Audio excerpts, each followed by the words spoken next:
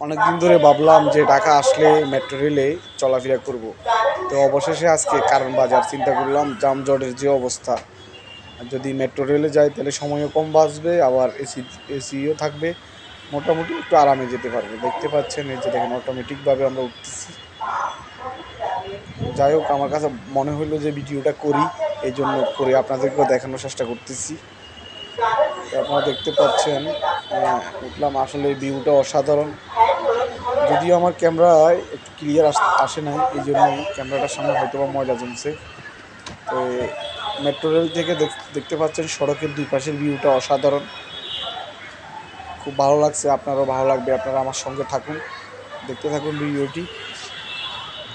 তবে এখানে আরেকটা সিস্টেম ভালো লাগছে, সেটা হলো মানে দুই পাশ থেকে আপনি উঠতে পারবেন মেট্রো রেলে।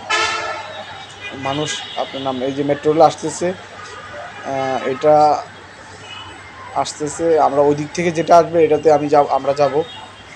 তো আপনার সঙ্গে থাকুন, দেখতে থাকুন। আর একটা জিনিস ভালো লাগছে এখানে, সেটা হলো এখানে কিছু বুথ করছে ব্যাংকের।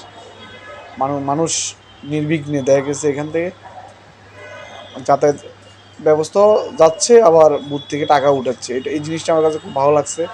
এই নিয়মটা খুব সুন্দর, এটা প্রত্যেকটা বুথে করা উচিত।